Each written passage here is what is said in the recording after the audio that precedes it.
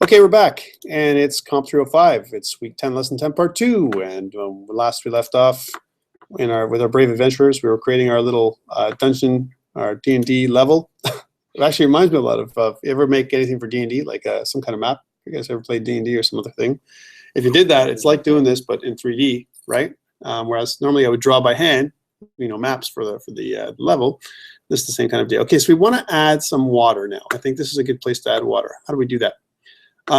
Well, there are some built-in water effects. If I click on some of our imported assets, and if I go to environment, notice that there are two things here. We have water and water basic. Let's look at water basic for a second. Water basic has two prefabs. That's under the environment, in the one we just imported, the environment import.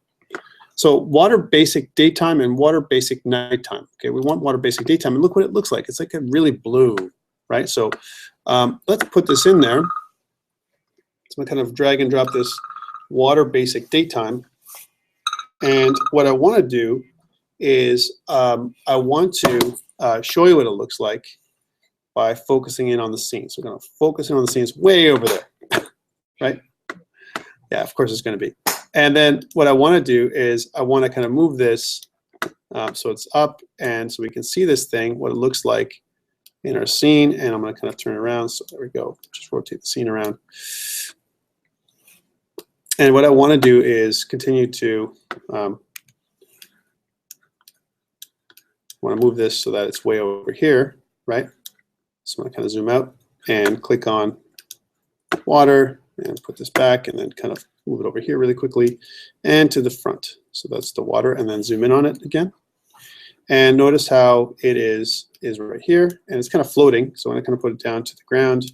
So we want to move this thing. It's like looking like a kind of a circle. Oh, we don't want to be in the ground. We want to be outside of the ground, right? And let's expand it by increasing the size. So we'll kind of do one of these, and from the middle, we'll expand the size of the water, so it's kind of quite big, like this. There we go. That's water basic for you. Okay, let's see what this looks like. All right, so it's water basic. This looks okay. Like, I mean, if I was going to look at this thing, it's kind of bluish, right? And it looks like this. So kind of a really cool water effect. Very basic. One thing it doesn't have is there's no splash, because we haven't programmed that, right? So there's no splashing and everything else. That's neat. I like it. I notice that it's very basic, and again, you can't see anything. It looks very dark. It's kind of cool. But again, there's no way to modify this. So if I was going to go in here and modify the shape and everything else, you'd have to realign its mesh. Right now it's water basic plane. I have to change this mesh to something else. Okay, so that's one. I like water basic, and it's kind of cool from a performance perspective, but I think the really cooler one is the regular water one. And there's two. There's water and water 4. Let's go just to water, right? Water, if I go to the prefabs, it says water pro daytime. This is professional, right? And what I want to do here is I want to pull this water pro into here. Here's water pro, and again, it's way over here. So I'm going to kind of click it and move it back into my scene so we can see it over here. Otherwise, we won't be able to see the water, and just focus in on it. And it's buried, so let's bring it up. There it is. Same kind of shape. It's kind of a round, kind of a circle shape. This one actually goes over the train. It's really nice. So I'm going to make this a little larger, so I'm going to kind of scale it up. And this is a professional version, so if I kind of move it up a little bit. And this is cool. So let's kind of play this one and see what it looks like. So again, fall, and as I run, as you see, now there's a bit of really cool effects. That looks much nicer, right? You see that there's a little bit, and this is what I want to use. I want to use this one. Now, if you notice, it kind of buries itself here. There's a bit of a sharp, round line here, which is a problem. I don't think it's really that cool to make it like that, and I want to make a different shape to it, right? Again, if I fire the gun, I still get the same effect. I'm not getting a water kind of impact because I haven't programmed that, right? Everything I do, I got to program it to get different effects. Okay, so this is cool. But the circle doesn't do anything for me. I need to change this. So take a look. Mesh, where it says my mesh renderer. I want to change this mesh to something else. I'm going to click on this little target, and I'm going to choose plane. Now it's a square like this. This is important because I want my circle to be this way. And you know what? Remember, it's going to be underneath my level, right? So it can't be the same level as me. It's got to be underneath the regular level. So this is the regular level. Remember that 4.5? It's got to be below that. Notice that right now it's at 4.5. Let's put it at 4.4. Right, that's the level it's going to be at. And now from a size perspective, look where it is. That's not right, right? It's got to kind of align with the size of my grid because I want this water effect to come out, right? Now look what it is here. From a scale perspective, it's 36 by 36. I know that this is 50 by 50 in terms of scale. So let's move this to 50 by 50. So 50, we don't have to do a 50 by 50 because the other side is not going to be that low. And if I look at it from the top down, I can see that we're kind of off. Right, this is what it looks like. I made that, and all I've done is change my, you know, my plane, right, from my mesh filter from a water to plane. That's all I've done. Now I want to move this up a little bit to match the size of my you know, terrain. Notice that I'm going to get a little bit of water effects over here. Take a look, because this area here is a little lower. So I need to go in there and fix that by raising the mountains a little bit, because I don't want water. I just want water here. Okay, two things I need to do. I need to focus in, right, and make sure that my water, as I kind of scroll in, is directly aligned with this. So I'm just going to go into ISO mode here. And so now what I want to do is I want to align my water, right, by when my water is actually you know, selected. I want to click V for vertex, select, and I want to drag this water so that the vertex matches the bottom left corner and the top right there. So if I kind of go up now, and I kind of go to the top, which is by selecting the hand tool, and go to the top just to check the corners, because so that way it's aligned, so it doesn't look weird. There it is. So it's kind of off a little bit still. And I'm going to kind of get this. You see that I'm a little bit off, but that's okay. I can always align this by using this vertex select mode and kind of pulling it across here like this. So it's almost identical. It's almost good.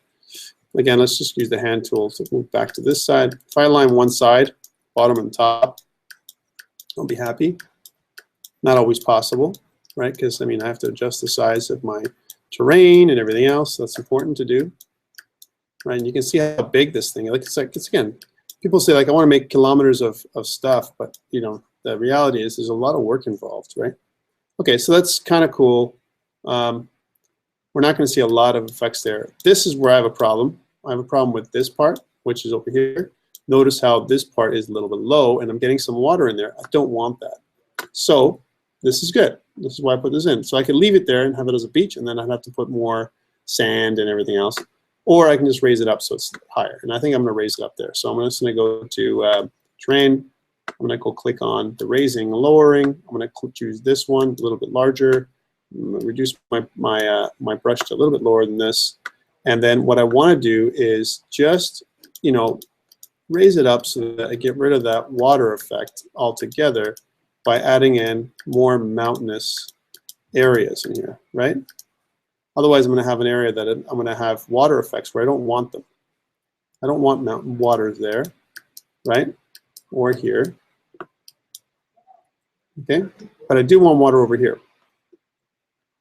Okay, and let's just go there and see. That's another thing I want to check. I want to check to see that over here that I don't have a bit of a steep drop. And so to check that, I'm going to go back to perspective mode, and I'm going to just kind of, you know, go here like this and just move this around for a second and use my hand tool to kind of go in here and see what this looks like, right?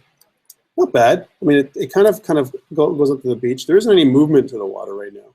You notice it just stays there like this. There's no like, you know, it's not affected by wind or by any kind of tide. I haven't made that happen, right? Remember, this is a very simple water effect, like a lake more than anything else, right? Okay, let's run this thing to make sure how the actual player sees it, which is always very important. And I'm going to run there really quickly, so I'm going to kind of use a shift key and press my W key to run. It's also good to know where we're at with this, and then we'll add some interesting trees really quickly.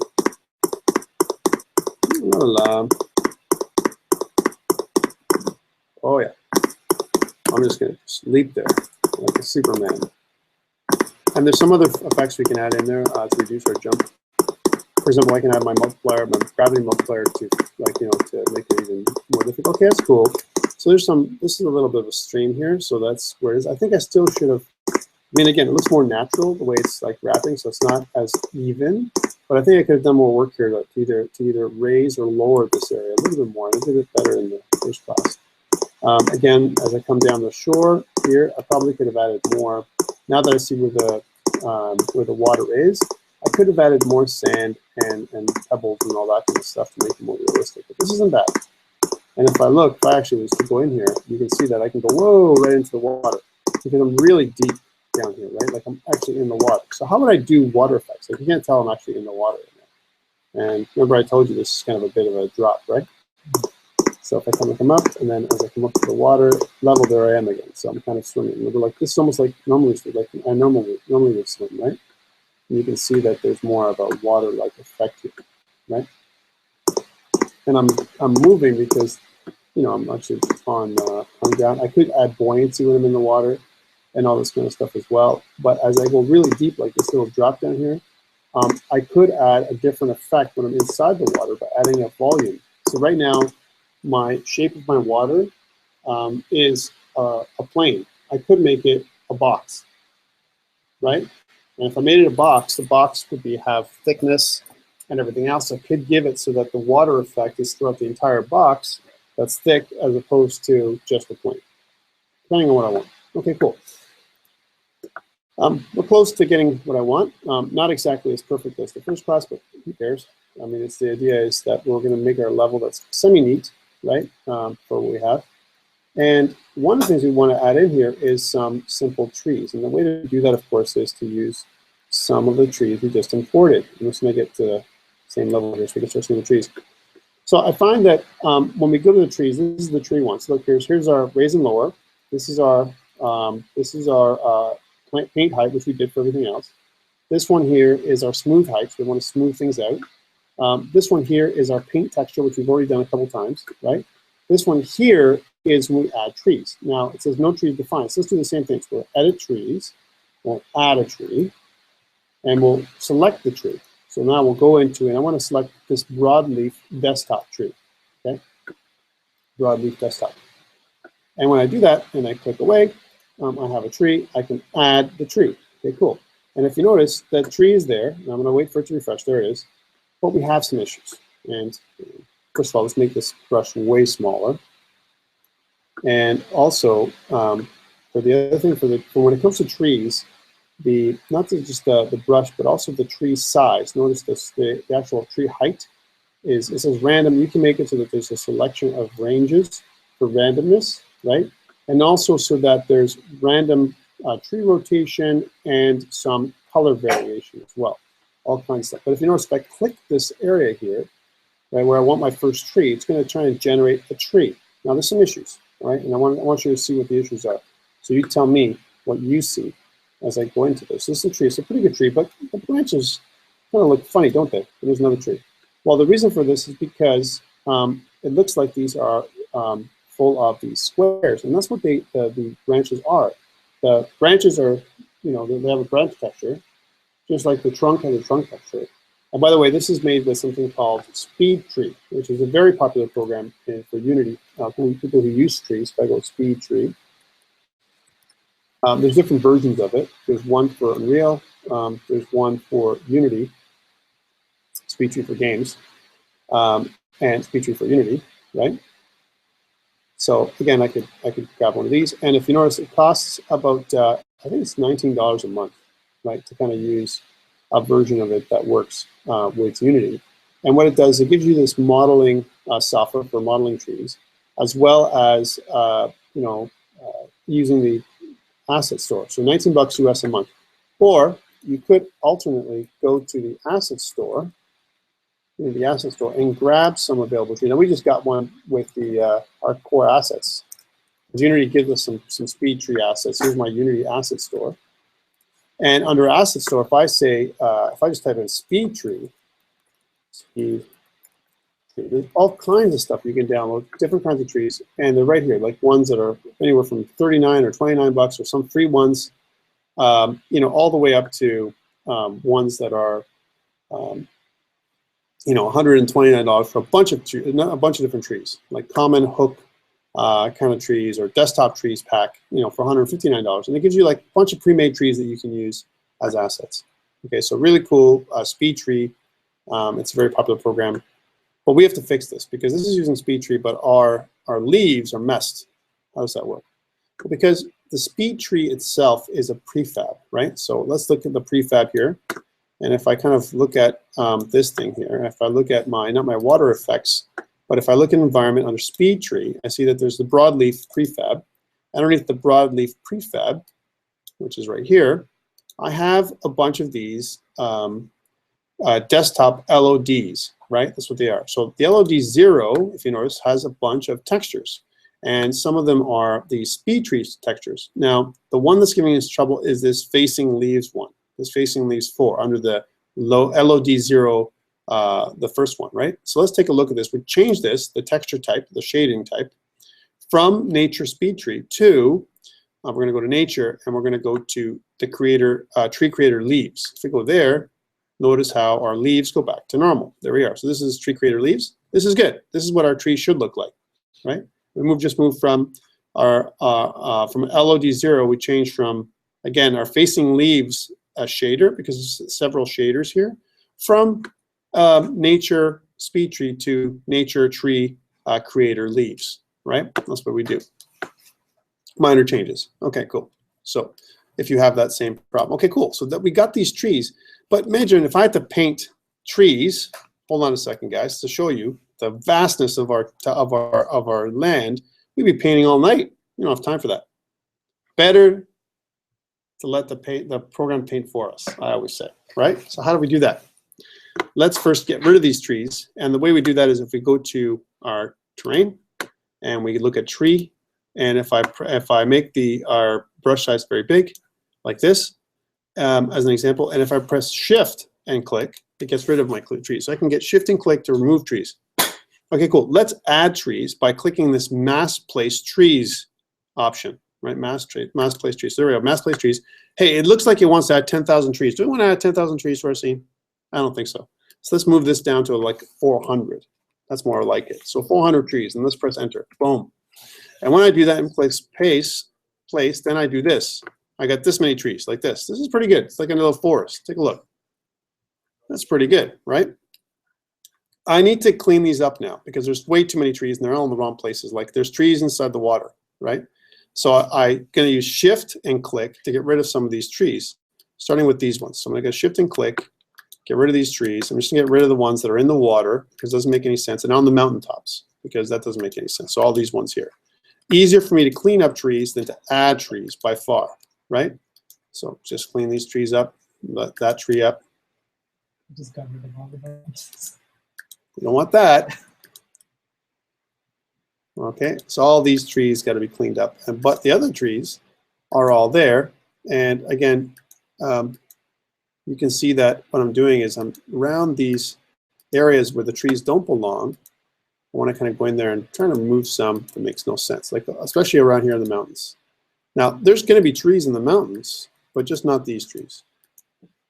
Maybe, and we can paint one tree at a time when it comes to those trees. Let me go into, zoom in here to really deal with some of these ones, because you know what? It's one thing to do a mass retreat like that, and another one where there's some trees in here that we just got to get rid of, like these ones. So I'm just going to click this tree again and right click and just get rid of all this. Okay, wrong one. There we go. So get rid of some of this. So the first trees don't start till later in. And then let's go and lower our brush and get rid of some of the smaller ones even more. Get rid of some of the smaller ones. Just target these ones that are really annoying me, right? So again, right here. And again, what I want to do is I want to focus in on the areas where we don't really, trees don't make any sense. Like anywhere in here, in this line here. So let's just make again, a tree and shift click just to get rid of some of these ones. So I'm getting rid of the trees and Now you notice that the trees, if we're in the actual tree level, looks like this. That's pretty good. So when they kind of go in here and make sure that there's no other trees that that are kind of impacting us, like this one. This is kind of another area. Oops, trees that are you know, areas that we don't want to get rid of. Oops, and go back. That's pretty good. Okay, so let's test this out now. We've added our trees. We'll save my scene, and I'll press play, and let's see what the trees look like as I move forward. Now, we had a kind of a problem with this earlier today, but let's see if I fix this problem. So I run to the trees. Run! And if you notice how long it takes for me to run to these trees, like a long time.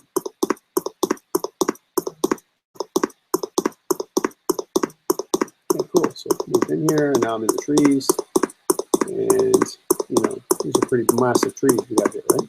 And I could lower them by changing the variation in levels, but this is pretty good. Like we got some really cool cover. Again, if I fire at a tree, I still get the same effect. I need to fix that, right? But I need some really cool. I've got some really cool trees, and if you look at them, the details are really kind of cool. And if I look underneath the roots, if I was actually to look at the trees themselves by focusing on my player. So let's go back to my player himself. And kind of focusing on him. There he is. And I'm going to move around so you can see what the player is looking at here.